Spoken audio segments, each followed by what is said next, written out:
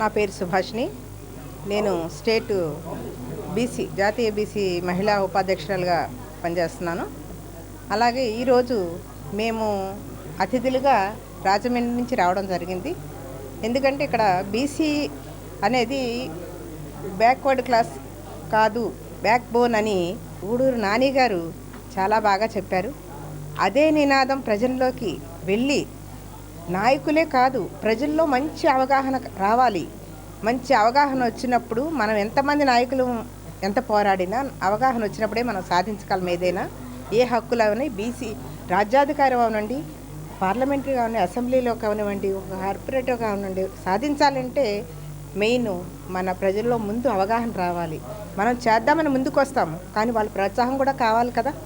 అట్లనే మనం బీసీలుకి సంబంధించి ఈ యొక్క ఆఫీస్ పెట్టి తను బీసీలు అంటే బీసీలనే కాదు చాలామంది సమస్యలతోనే ఉంటారు, ఇళ్లల్లో బయటకు చెప్పుకోరు. ఎక్కడ చెప్పుకోవాలి? పోలీస్ స్టేషన్కి వెళ్ళకూడదు, పరుగు పోద్ది.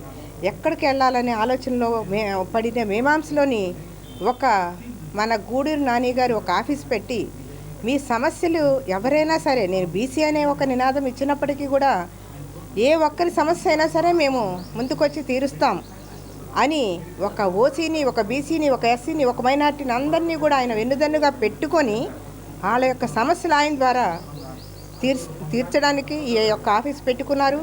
బీసీలు అవని ఎవరవని మాకు ఒక ఇల్లు ఉంది, మాకు కష్టం వచ్చినప్పుడు ఒక ఇల్లు ఉంది చెప్పుకోవడానికి ఒక మనిషి ఉన్నాడు, మన గూడూరు నాని గారు అనే ఒక వ్యక్తి ఉన్నాడు, మనం అక్కడికి వెళ్ళి చెప్పుకోవాలి అని ఒక ఆశాభావం కల్పిస్తూ ఈ యొక్క ఆఫీస్ని ఏర్పాటు చేసినందుకు చిన్న వయసు అయినప్పటికీ అతనికి చేతులెత్తి నమస్కరించాలని నేను మనస్ఫూర్తిగా ఆయన అభినందిస్తూ ఆయనకి ఆల్ ద బెస్ట్. మేమందరం కూడా ప్రతి స్టేట్ వైడ్ కూడా ఆయన వస్తున్నారు.